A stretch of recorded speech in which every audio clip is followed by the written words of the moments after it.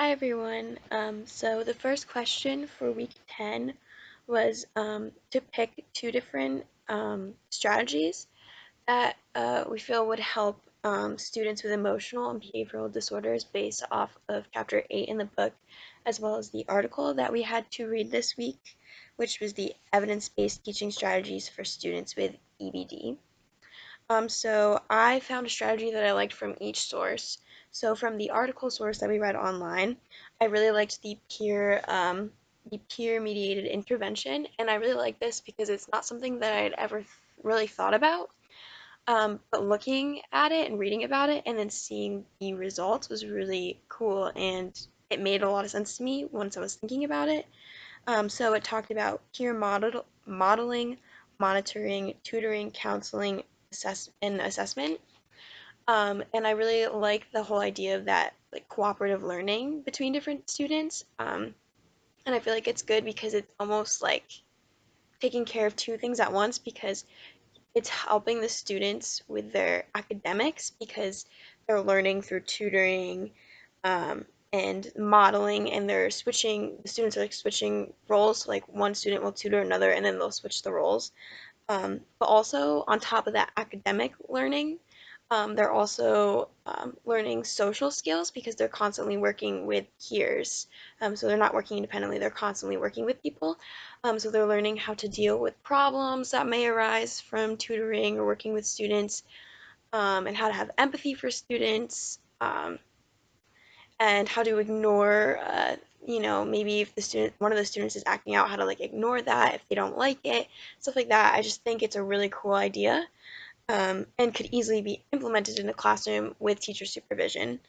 And then the other strategy that I really liked was in the book, chapter 8, it was on page 198. And it is the wraparound services. And I really like this because I like the whole sense of like community that you get out of it. Like everybody's pitching in to help the student with the EBD. And I especially liked the part where it talks about positive behavioral support. And the book says, um, instead of trying to exclusively control behaviors, teachers, parents, and clinicians collaborate, working together to build new replacement behaviors, behaviors that are highly regarded and especially functional in school, home, and community settings.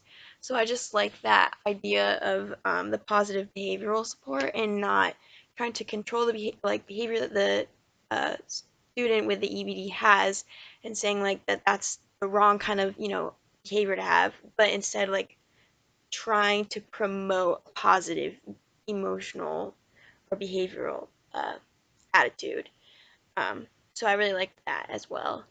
Um, and then my example for reinforcement, I talked about positive reinforcement because I see this a lot in schools, especially elementary schools, with teacher giving positive reinforcements to students.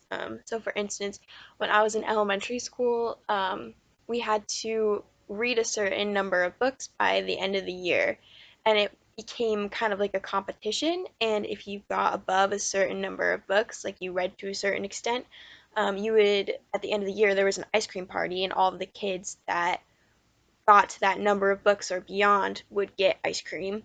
And then also, I've seen teachers um, positively reinforce students with movies.